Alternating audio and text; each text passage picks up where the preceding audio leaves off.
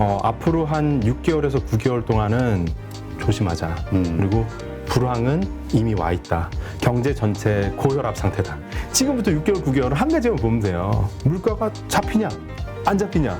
나도 투자자로서 너무 항상 매매에 중독이 되면 안 되겠다. 예. 네, 오늘 모신 분은 비전 크리에이터 정주영 대표님입니다. 네, 안녕하세요. 반갑습니다. 오랜만에 네. 뵙겠습니다. 네. 자, 일단 지금 네. 뭐라 그럴까요? 성장주의 순환 시대, 기술주의 순환 시대, 그 다음에 또 뭐라 그럴까요? 주식의 순환 시대.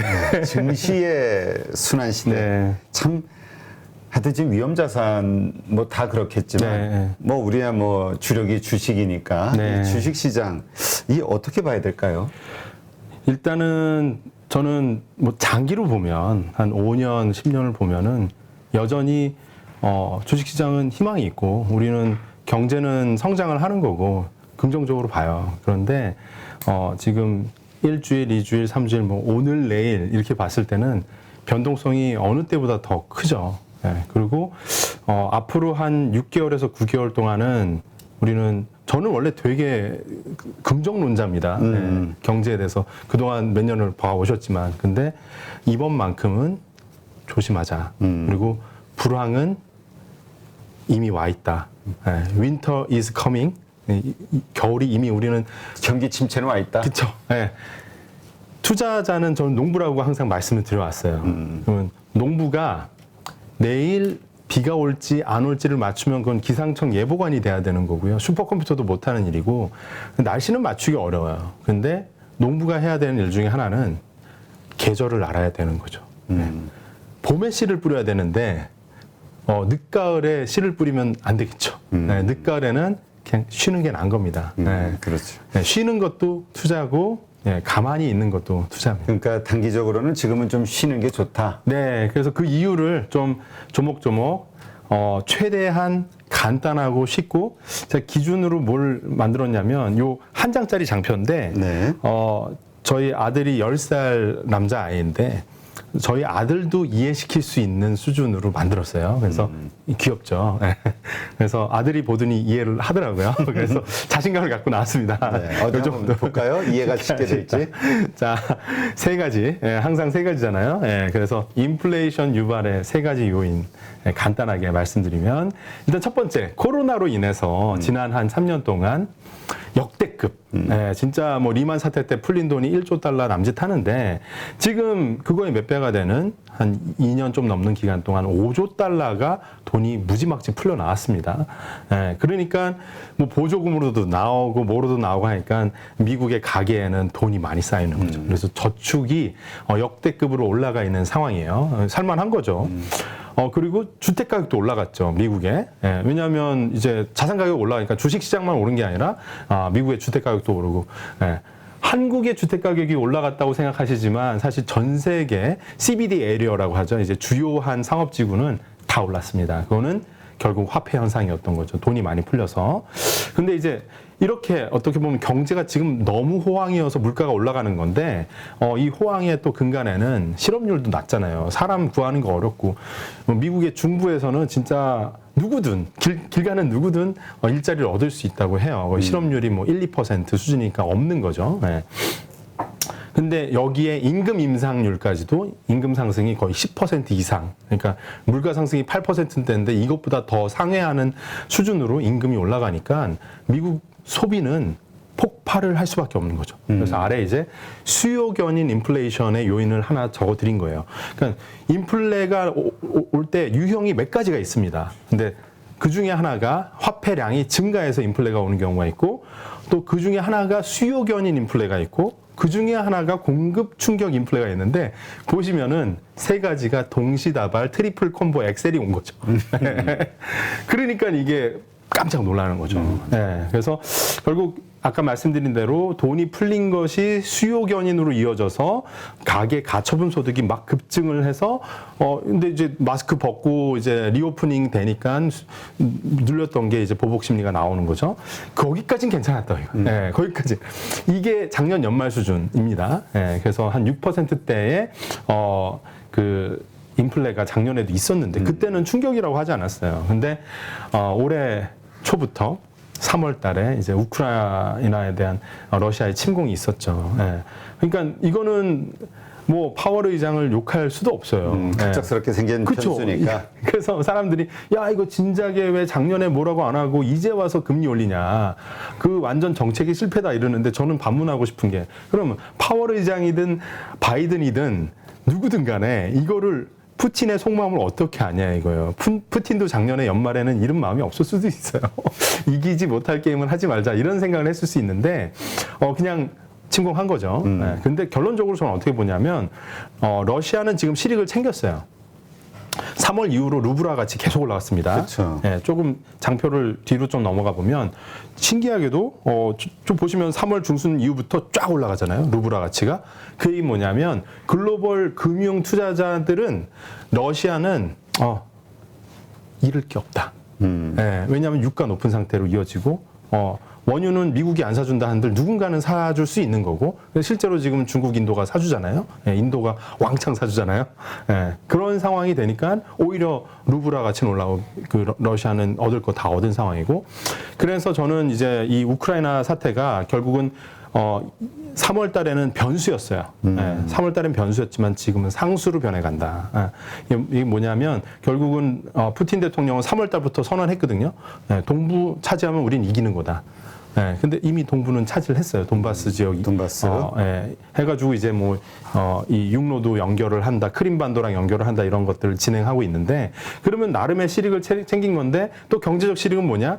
유가가 올라가 있으니까, 높은 수준에 올라가 있는데 자기는, 뭐, 인도나 중국에다가 에너지를 판다고 하면은, 땅도 없고, 그렇게 잃을 게 없는 상황일 수 있고, 이렇다 보면은, 그렇게 이상 행동을 하면서까지 지금 판을 흔들 가능성은 되게 낮아 보인다. 그래서 러시아발의 어떤 추가적인 어떤 충격이라는 게 더 올 게 있을까 이런 생각이 들고요. 어쨌든 공급 충격에 3월 달에 그런 역할을 했기 때문에 아직까지도 이거 에너지 곡물 가격에 잘 쉽게 안 잡히고 있는 부분이 있는 거죠. 그리고 공급 충격의 다른 측면은 또 이것도 상상하기 어려웠던 건데 아니 문 밖에서 문 잠가버리고 막 문에다가 못질하고 이거는 저도 이제 중국 투자를 되게 많이 해온 사람이지만 이거 이해할 수 없는 일이죠. 그래서 저는 제 블로그에서도 그렇고 유튜브에서도 그렇고 계속 몇 개월 동안 강조드렸던 거는 상하이 고강도 락다운은 이건 정치적 현상이지 방역을 위한 정책이라고 보긴 어려울 정도로 좀 급진적이고 극단적이다. 예, 그래서 이거는 반드시 11월 달에 예정돼 있는 이제 시진핑 3기의 어떤 개시와 정치적인 맥락이 좀 있다 이런 말씀드렸는데 이런 변수 어떻게 예측이 가능했냐 이거죠. 예측하지 못한 이런 공급 충격 크게 두 가지가 이제 발생을 하면서 그래서 인플레이션 유발 3요인이 동시다발적으로 발생하면서 40년 이래에 가장 높은 수준의 인플레이션이 발생했다는 겁니다.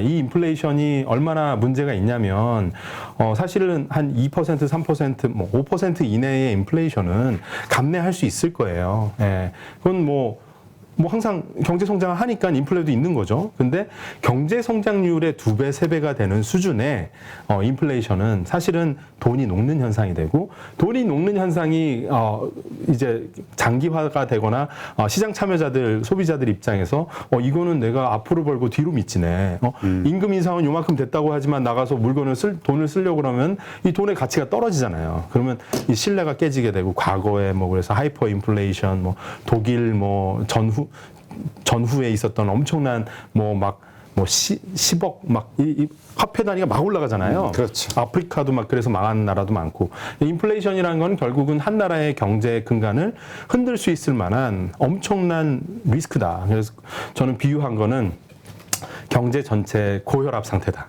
네. 고혈압이 오면 뭘 해야 되나요? 약을 먹어야죠. 고혈압 약을 먹어야죠. 나아야 되니까. 그런 의사 선생님이 고혈압 약을 놔줬는데 처음에 너무 살살 놔준 거예요. 이 정도면 되겠지 했는데 안 듣는 거야. 안 잡혀요. 이 연초에 찔끔찔끔 올렸는데 0.25, 0.5 올렸는데 턱도 없이 혈압이 더 오르네. 그게 최근의 상황이었던 거죠. 그렇죠. 그게 이제 금리 인상. 맞아요. 그래서 오른쪽에 보시면은 혈압약 처방, 페드의 금리 인상 이렇게 나와 있는데 2월 달에 25bp 인상을 했고요. 4월 달에 50bp를 인상을 했는데 이게 이제 알약을 반칸 먹어보고 알약을 하나를 먹어봤더니 안 돼요. 그래서 야, 알약을 하나 반을 한번 또 먹어보자. 그래서 이걸 0.75가 올랐는데 되게 웃긴 거는 이런 거 올릴 때마다 또 그날은 또 주가가 살짝 올라요. 그래서 뭐라고 나오냐면 예상보다 뭐 그렇게 무섭지 않다. 근데 그리고 또 며칠 지나면 또 후두둑 떨어져요. 그러면서 또 나오는 거는 기업 실적과 뭐 투자나 이런 것들이 줄어든다 이러는데 그냥 지금은 이 고혈압 상태를 잡기 위해 고혈압이 잡힐 때까지 강도 높은 약을 계속 투여를 하는 상황이다. 그러면 제가 아들한테도 물어봤어요. 약이 먹어야 되는 상황이면 언제까지 약을 먹어야 될까? 그랬더니 아들이 하는 말이 병이 날 때까지요. 네. 그러면 혈압이 내려와야겠죠. 물가 수준이 지금 8%대인데 6%, 5%대로 떨어지면 이제 안도감이 좀 오겠죠. 네. 그런데 지금 75pp를 올렸는데도 8.5, 오히려 9로 올라가요. 그러면 다음번에 진짜 100pp도 올릴 수 있겠죠. 근데 그럴 확률은 저는 낮다고 보지만 일단은 아직은 지켜보셔야 된다는 거죠. 이게 아직은 긴장을 해야 된다. 그렇죠. 그리고 우리는 연준이 의도한 불황으로 들어가고 있는 거예요. 불황이 오면 싫어. 막 바이든도 불황이 아닐 거야 이런 얘기를 하지만 연준은 어쩔 수 없이 혈압약을 먹어야 되잖아요. 그렇죠. 예, 혈압약을 센 걸 먹으면 어떻게 되죠? 몸이 좀 처지죠. 그래요? 안 먹어봐서. 맞습니다. 그렇게 돼요. 감기약 먹으면 어떻게 해요? 그렇지. 졸렵죠. 감기약 먹으면. 그렇지. 그러니까 하여튼 먹으면은 뭐 그것이 나아지는 현상이든 아니면 더 뭐가 됐든 우리 명현 현상이라고 그러나 맞습니다. 몸의 반응이 일어나죠. 반응이 오죠. 그래서 일정 부작용은 그 부작용이 아니라 이제 고혈압약을 처방을 받으면 몸을 이제 신체가 완화돼야 되니까 처짐 현상이 나타납니다. 그게 경기 침체라고 볼 수 있는 거고. 그래서 월스트리트저널이나 여러 이제 미국 언론에서 얘기하는 거는 inevitable이란 말을 많이 써요. 불가피한. 불가피한 경기 침체가 지금 이미 도래한 거 아니냐. 저는 그렇다고 보고요. 그래서 그냥 그리고 이것이 우리가 이제까지 시장에서는 연준은 뭐 괜찮아 하면서 지금 가고 있기 때문에 믿을 수 없어 이건데 사실은 이 경기 불황 자체도 연준이 어쩔 수 없이 막으려고 했는데 닥치는 게 아니라 이제는 의도적으로 이걸 통해서 인플레이션을 낮추는 수단으로 사용할 것이다. 정책적 수단. 이거죠. 왜냐하면 인플레는 높은 수준의 인플레는 독약이고요. 경기 침체는 수시로 있는 겁니다. 수시로 있는 거기 때문에 그냥 3개월, 6개월, 몇 개월, 수개월에 걸쳐서 경제가 성장하지 않으면 그걸 경기 침체라고 하거든요. 정의상. 그렇기 때문에 경기 침체는 언제든지 올 수 있는 거예요. 근데 40년 만에 인플레이션을 해결 못하는 거는 정권 차원에서도 연준 의장 차원에서도 역사적인 오명을 남길 수 있는 거죠. 그래서 문제는 해결하라고 있는 거고 소방수는 불을 꺼야 되는 거고요. 구원투수 등반을 했으면 잘 마무리를 해야 되는 거죠. 그러니까 목적이 너무 뚜렷하기 때문에 오히려 예측 가능한 그런 시나리오이다라고 저는 생각하고요. 그러면 금리를 이렇게 75bp 뭐 추가적으로 저는 8월 달에 한 50bp 만약에 그 물가 상승 압력이 잘 잡힌다고 하면 10월 넘어가서는 점점 약한 약을 먹어도 되는 반알만 먹자. 그러니까 지금 우리가 경기 침체에 이미 들어왔다 치고 이게 얼마나 지속이 될 거냐. 그 다음에 우리가 이제 뭔가 미래를 볼 수 있는 거니까. 맞습니다. 그런 측면에서 한 10월 정도면 그래도 좀 가시적으로 좀 좋아질 거다.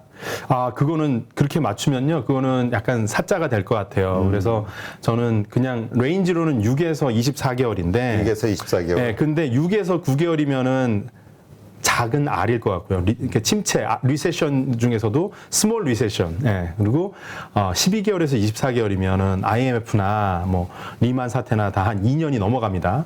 그러면 이제 긴 어떤 흐름의 큰 리세션이 되는 거고요. 근데 지금 상황에서는 문제가 복잡하지 않다고 여겨져요. 그래서 리만 사태 당시에는 금융 시스템적인 문제가 너무 컸어요. 막 말도 안 되게 LTV 지금 뭐 70, 60% 이런 얘기 하는데 부동산 담보, 부동산 물건이 있으면 그거에 한 60%만 인정해줘서 대출 주잖아요. 근데 미국은 당시에 100이면 100을 줬어요. 10억짜리 집이 있다. 대출을 10억. 어쩔 때는 내년에 2억 오를 거니까 11억 줄게. 그래서 1억을 써. 그러니까 그리고 서류 요만큼 받고 주고. 그건 말이 안 되는 상황이잖아요. 시스템적인 오류가 있던 상황이고 지금 미국이라는 나라가 시스템적인 오류가 크다고 보진 않아요. 왜냐하면 아까 말씀드렸던 저 도표에서도 인플레이션 유발 요인 3가지에 내부적인 금융 시스템에 어떤 문제가 있다는 건 없는 겁니다. 돈이 많이 풀렸던 거는 외부 충격에 의해서 풀린 거죠. 중국, 우크라이나 다 외부 충격입니다. 내재적인 모순을 담고 있지 않다. 그래서 외부 충격에는 이렇게 이게 깊이 있게 어떤 골마 터진 부분이 뭐 해소돼야 되는 부분이 아니기 때문에 단기적으로 좀 끝날 가능성이 높고 그렇다고 하면은 스몰 r 그러면 6에서 9개월일 가능성이 높지 않겠느냐. 근데 이걸 확인하려면 앞으로 뭘 하나 보면 되냐면 제일 중요한 지표 하나가 있겠죠. 인플레이션, 네, 소비자 물가 지표. 맞습니다. 예.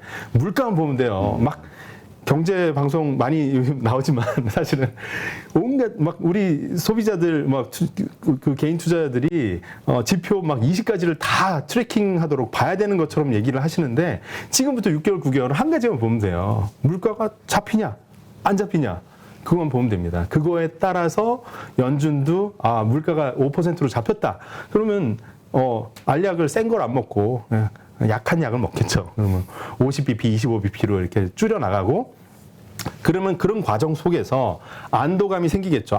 이제 인플레도 잡히고 연준도 금리 인상을 좀 완화를 시키니 언젠가는 다시 또 우리는 기술주의 시대가 오겠구나 이런 기대감이 올 거예요. 네, 그래서 그런 이제 시그널 변곡점을 앞으로 6개월 안에 9개월 안에 오는지를 잘 살펴봐야 될 것 같고 그건 아무도 모릅니다. 그냥 열심히 봐야 돼요. 근데 변수를 줄인다는 게 중요해요. 그래서 아까 전에도 말씀드린 게 우크라이나 지금 변수가 아니라 상수인 것 같다. 중국은 11월까지 변수입니다. 왜냐?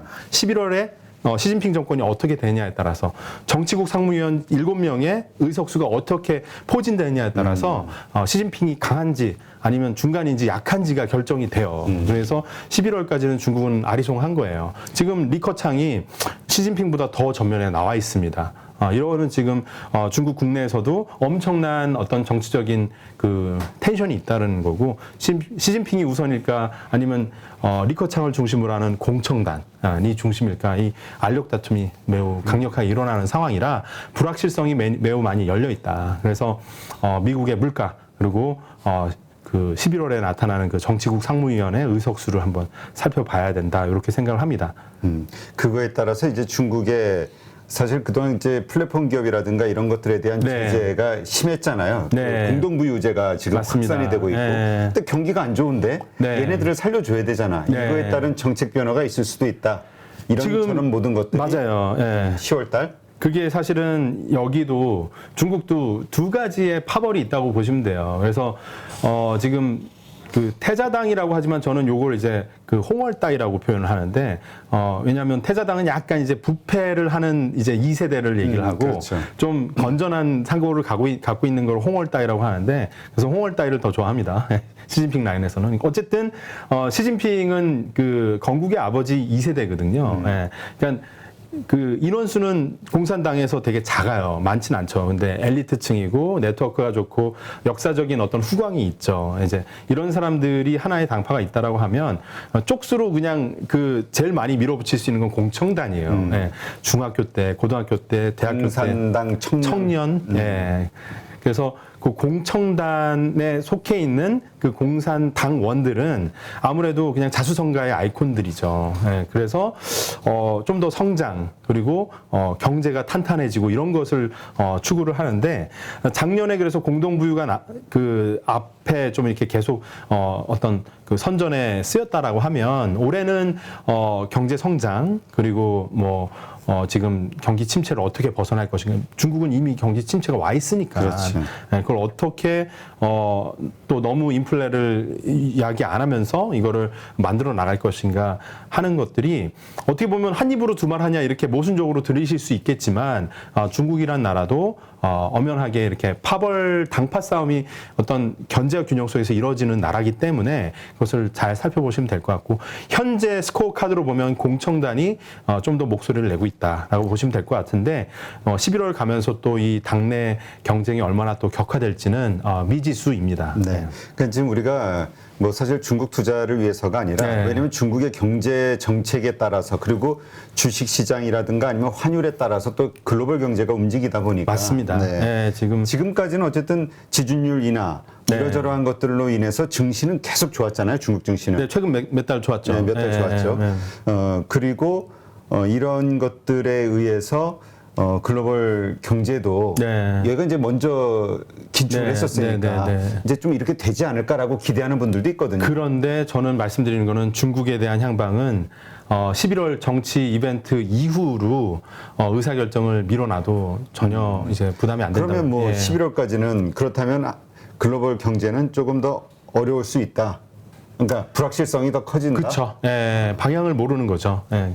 그래서 확인을 하고 가도 늦지 않다. 그런데 확인이라는 공교롭게도 건 뭐예요? 그러니까 시진핑이 얼만큼 헤게모니를 장악하는지에 대해서 여러 가지 시나리오가 있어요. 이제 완전히 군사와 경제와 외교와 정치를 모두 장악하는 케이스가 있을 수 있고, 군사권을 의외로 공청단한테 넘겨줄 수도 있는 거예요. 예.